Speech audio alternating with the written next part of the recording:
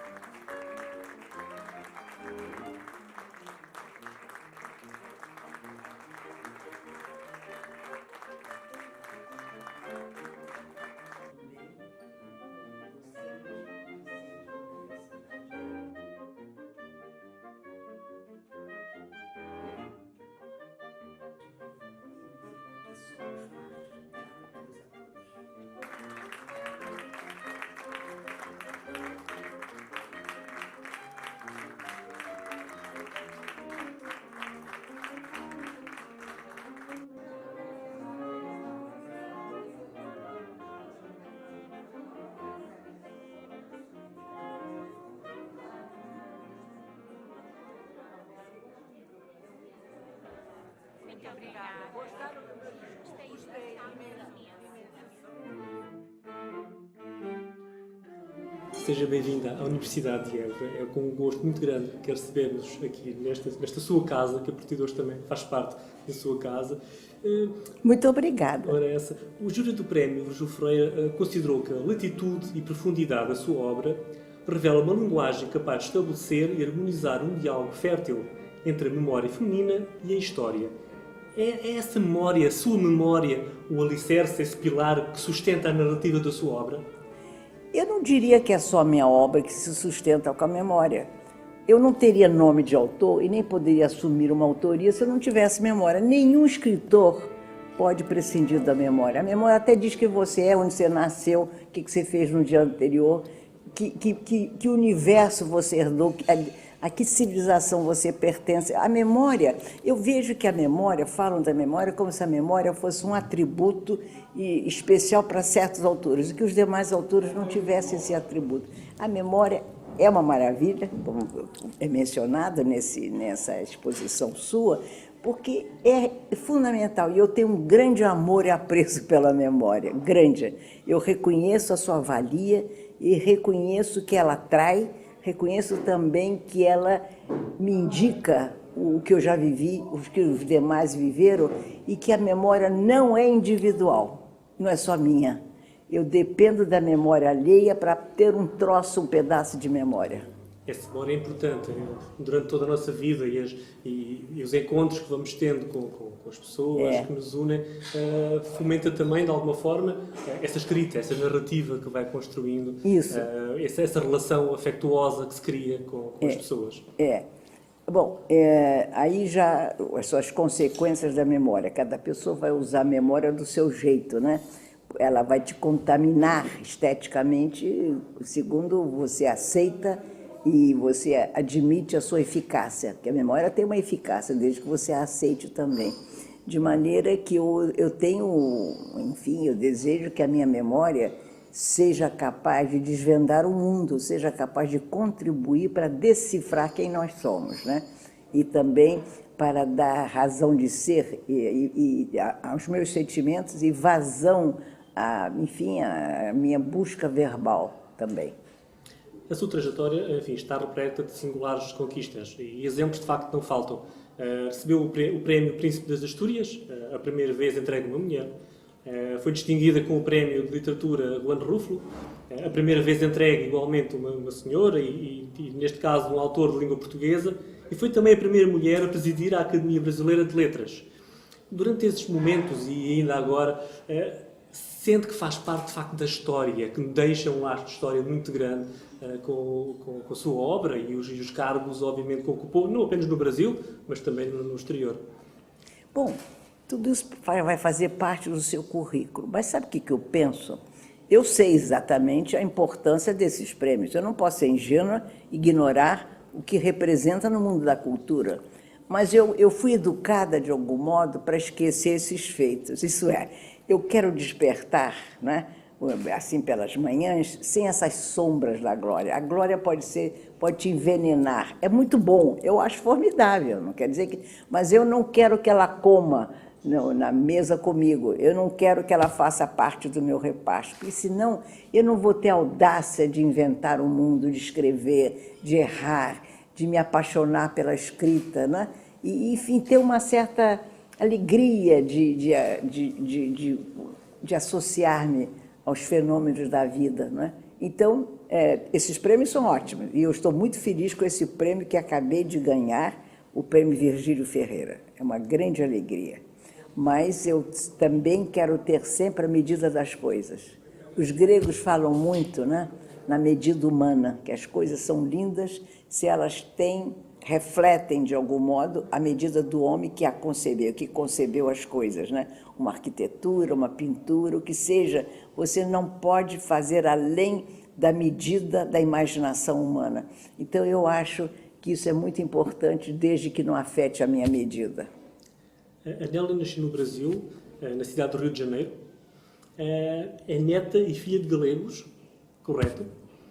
Consegue destrinçar a beleza herdada destas duas realidades? O que é que traz dessa cultura brasileira e o que é que traz também dessa cultura galega? O que é que distingue? O que é que herdou desses mas dois é uma povos coisa extraordinária que aconteceu na minha vida. Eu percebi menina, de repente, por coisas, né? Eu fui fazendo analogias entre pequenos fatos do cotidiano, porque o cotidiano para mim é uma maravilha. Eu sou uma mulher apaixonada pelo cotidiano, pela modéstia do cotidiano. Eu descobri que eu era diferente das minhas coleguinhas. Eu sempre digo, vai me permitir a redundância que eu repita, eu dizia assim, minhas coleguinhas comem feijão, arroz. Eu também, mas não era o principal. Eu comia o quê? Bacalhau, eu comia, sobretudo, octopus, o pulpo, polvo de 8 perninhas. E eu via como o polvo que chegava congelado à nossa casa, que nós não era apanhado, não era polvo brasileiro, devia ser polvo espanhol, né? Dava uma surra nele no tanque, pobre do bichinho. Então, eu percebi que eu era diferente. Aquele polvo, de algum modo, forjou meu caráter. Me fez ver que eu, desde menina, iria ser uma mulher de duas culturas. Eu era uma menina com duas culturas. Eu vou lhe dizer uma coisa, querido Marco, foi uma maior maravilha da minha vida. Olha, primeiro, não só pertencer ao Brasil, que é um grande amor da minha vida, como pertencer à Galícia, como pertencer à Espanha, como pertencer à Península Ibérica. E daí, a partir dessa plataforma mágica, verdade, eu comecei a mergulhar e emergir nos hebreus, nos gregos, nas grandes culturas arcaicas, de tal forma que eu digo sempre uma frase, permita que eu repita, que eu digo sempre, eu não posso ser contemporânea se eu não for arcaica, sobretudo arcaica, para entender, enfim, a ligeireza da contemporaneidade. Temos que conhecer o passado. Agora, então, a Galícia, vamos lá ver. Eu sabia, a minha família prometeu sempre que um dia eu visitaria, conheceria a Espanha, e esse dia chegou. Foi muito engraçado, porque eu vi o movimento da casa, convenceram meus avós galegos que iriam conosco, né? E compraram malas e malas, e encheram as malas, que, aliás, eu herdei isso, porque agora estou voltando para o Brasil, depois de um ano, estou levando 18 malas, portanto, eu acho que eu imitei as malas do meu passado, quando nós fomos para a Galícia para passar uma longa temporada. Nessas malas parecia coisa de cigano, caravana de ciganos, né? Aqueles funâmbulos, né? Aqueles goiardos, né? Os jograis. Então, dentro tinha feijão, arroz, sapato, sabonete, pasta dental, tudo que não perecia não estragava, porque a Espanha estava uma miséria e Portugal uma miséria. Então, quando eu cheguei em Vigo, em novembro uma penumbra, um frio. Eu detestei aquele ambiente. Uma menina do sol, eu sempre digo, era uma menina brasileira do sol. E lá embaixo, aquelas mulheres de negro gritando, gritando, como se eu fosse assim o menino Jesus, né, que estava saindo do Nilo, né? Ou não seria Jesus, porque aí seria o Moisés do Nilo, não é? Aí, quando nós descemos, me abraçavam como se fosse tirar pedaços da minha carne, e elas todas de negro.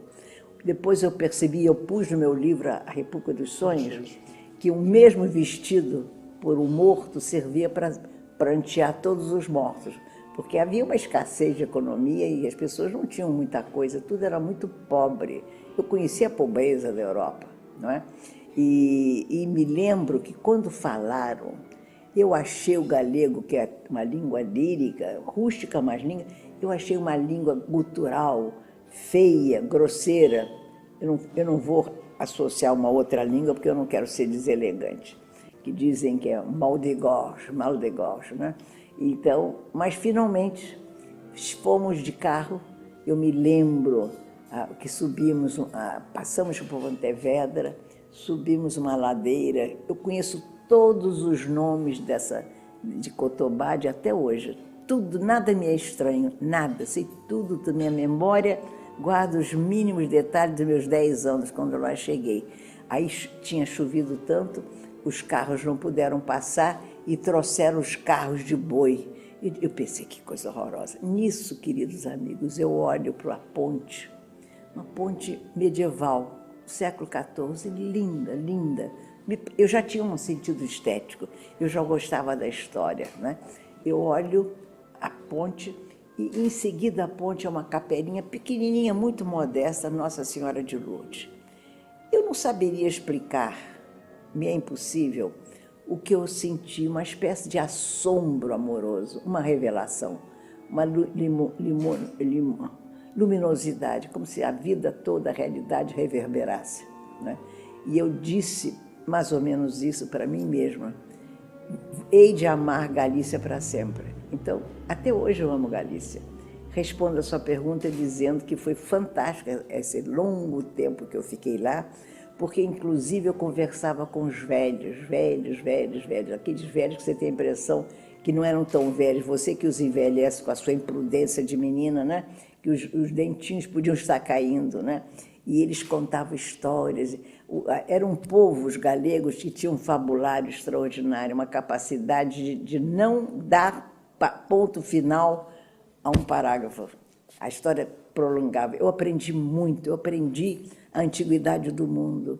Eu aprendi que eu era apenas uma brasileirinha e que eu seria brasileira à medida que eu fosse investigando toda a gênese dos seres, né? Então, isso foi muito importante, conjugando essa Galícia com o meu Brasil amado, né? Então, eu agradeço muito a educação que eu tive, né? E depois, outra coisa que eu adiciono ao que eu estou lhes dizendo, é que eu estudei em colégio alemão.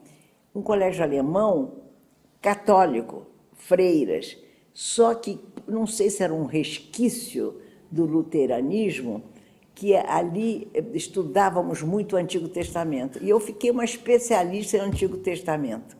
Eu gostava mais de ler o Antigo que o Novo Testamento, que o Novo é muito mais de estudo dos católicos e o Antigo muito mais dos protestantes, né? Então, as freiras tinham medo que eu virasse protestante, sabe? Tinha uma freira alemã que nós achávamos que ela era uma duquesa. Você sabe que é fantasia infantil, né? Eu fui dizer para ela que eu detestava a figura de Davi.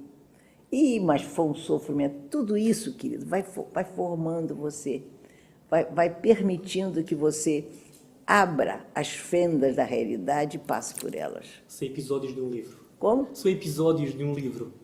Tudo isso. Aliás, escrever, não sei se concorda comigo, mas escrever é um ato de atrevimento e também de uma certa resistência. Mas como também a palavra resistência está sendo usada em tantos sentidos e nem sempre confere a realidade, sempre os mais positivos. Eu prefiro dizer audácia. Mas, em vez de resistência, eu prefiro dizer perseverança.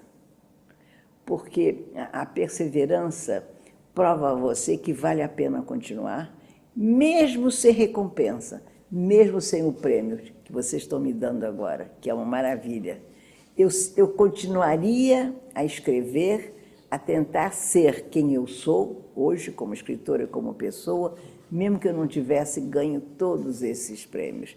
Embora eu acho que o prêmio é um consolo. Consola a tua alma de escritor, porque é uma carreira muito difícil, um ofício muito difícil. Mas, quando ele vem, é uma grande alegria. Mas eu vou lhes dizer uma coisa.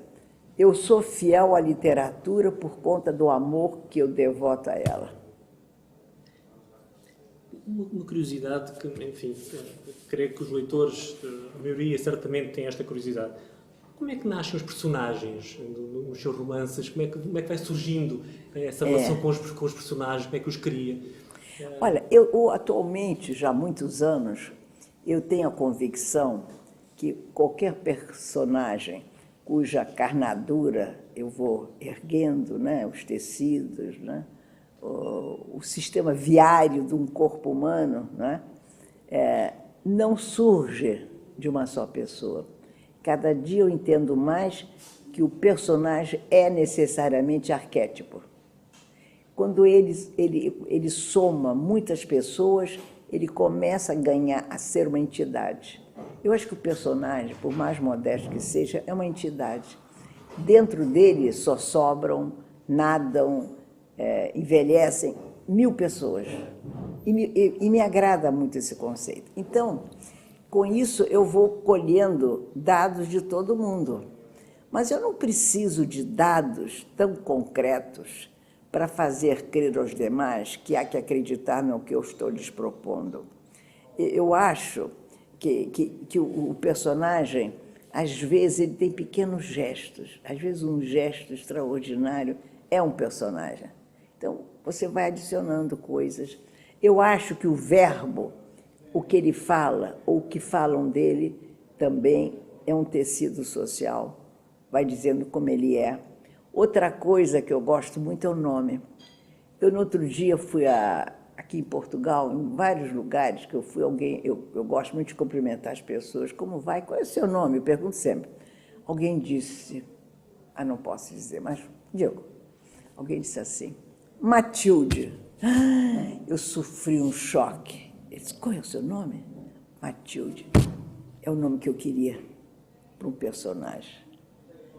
E, engraçado, há uma natureza impactante no nome. O nome é poder, é muito forte, porque o personagem reclama o nome, ele quer ser identificado, mas que ele quer um nome que se case com o espírito dele, senão ele joga fora esse nome.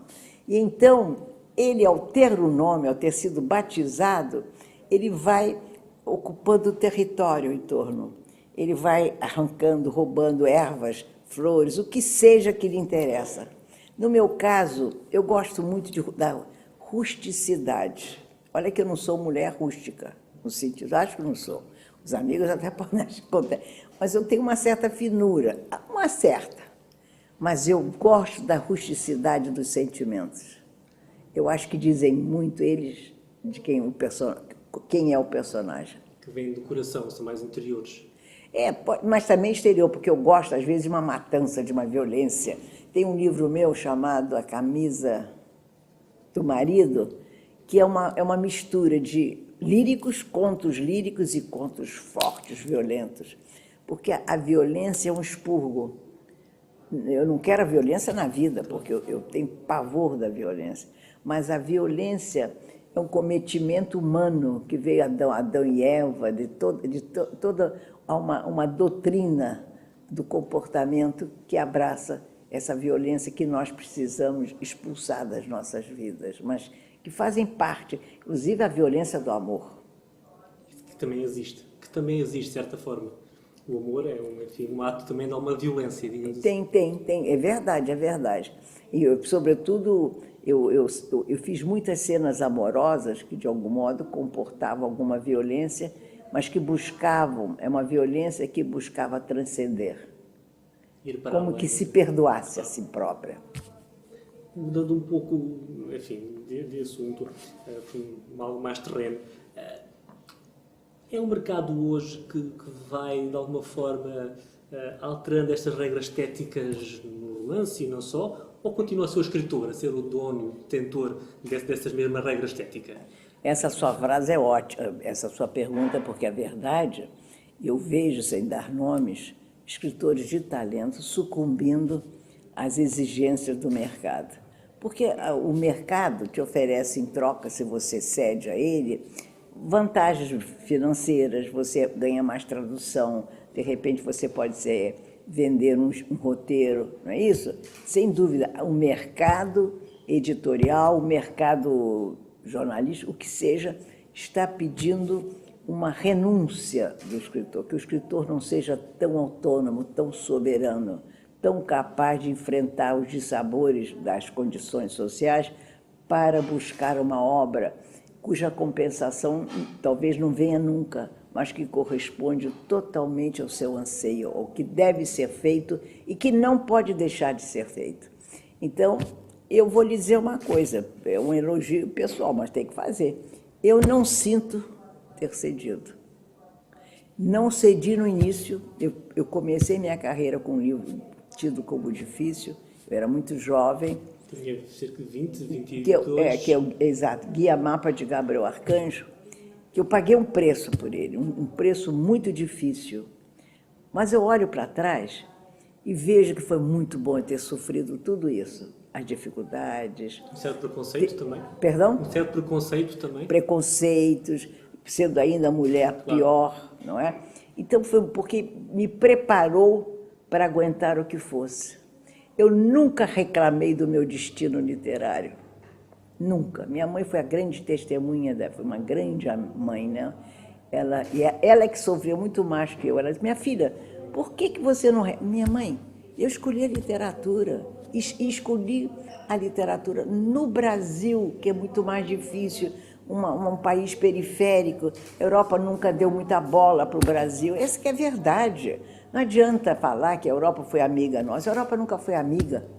Nunca quis dividir a sua potência estética, o seu mercado poderoso. Estados Unidos também não. Uma vez que você toma o mercado, você não quer dividir. Então você vê quantos grandes escritores brasileiros nunca foram reconhecidos. Inclusive o meu amadíssimo e grande autor supremo, Machado de Assis. Então, eu posso ter ilusões? Então, eu tinha mais, era o quê? É continuar escrevendo. Agora, qual era o meu consolo? Outra vez eu digo a palavra consolo, meu prêmio, viver.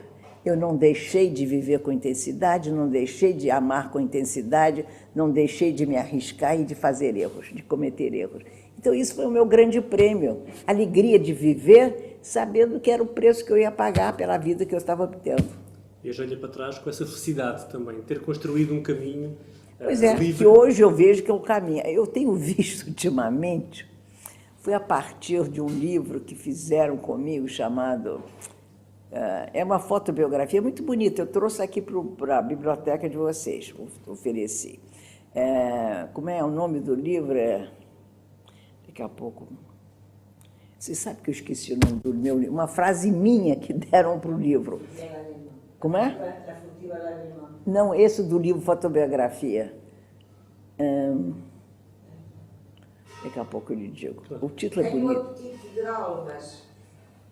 Minha editora, Guilhermina Gomes, disse, tem a obrigação de saber, porque ela é minha editora. Claro. Tem um apetite de almas, que é uma frase que aparece no meu primeiro livro, quando eu comecei a escrever, com 17, 18 anos, eu disse essa frase. Olha, uma menina que escreve essa frase ia ter medo, Claro. Tem um apetite de almas, ou seja, eu acho que até hoje eu tenho. Não com a ganância que eu tinha antes, com a voracidade, uma paixão. Eu estou muito mais aquietada. Eu tenho entusiasmos, arrebatos, mas eu já não sou mais a mesma Nélida, mas sou uma Nélida muito mais capaz de decifrar o mundo do que antes. E mais perspicaz nas observações. Muito, muito mais, eu acho. Eu progredi, se me permite dizer isso, né? Então, mas nós estávamos falando, então o preço que eu paguei, eu acho que foi justo. Eu teria desejado ter uma vida mais fácil. Não só eu, nós brasileiros, né? Mas essa independência que eu ganhei, essa coragem, sabe, esse desafio, quem é que me dá, se não eu própria, não é? é isso aí. Aqui estou com vocês, nessa cidade linda de Évora. É a primeira vez que tem Évora? Hein? É a primeira vez que visita Eu Évora? estive aqui há muitos anos, então eu estou com a sensação de estar chegando aqui pela primeira vez. No seu último livro, Uma Furtiva Lágrima, narra sobre as relações humanas, sobre o amor, sobre a paixão. A beleza salvará o mundo, uma frase bem conhecida do nosso amigo Dostoiévski. É verdade? É essa beleza que vai salvar o mundo, neste mundo, enfim, hoje, um pouco caótico em que vivemos? Mas não é um salvar no sentido de uma redenção total e para sempre. São laivos, né? Cada qual vai buscar o seu conceito de beleza. O escabroso é belo também. Mas é você, o que quer dizer? Dentro da beleza estão embutidos todos os sentimentos. Não é a beleza estética, que é você repara com uma operação plástica. Não é a beleza que você diz, todos nós, em uníssonos, nos damos conta que alguém é belo. É aquela beleza que te satisfaz, que tem condições de salvar você por momentos, que evita o gesto trágico, o gesto de matar alguém, o gesto de asfixiar uma criança, de sufocar um velho, entendeu? Isso é uma salvação. Eu acho que tudo é uma salvação, desde que possamos ser educados para incentivar a sensibilidade humana. Quase eu direi a sensibilidade cívica, porque existe uma sensibilidade cívica, embora ninguém fale dela, mas existe, que tem muito a ver, muito mais que é com a educação, tem a ver com a cultura. A própria cultura. A Nélinda, enfim, viaja para vários países, dá palestras em vários países e como é a sensação de chegar a casa, de voltar, de regressar a casa e ter o seu espaço? Sobretudo chegando com 18 malas, né? Vai levar dias e dias arrumando.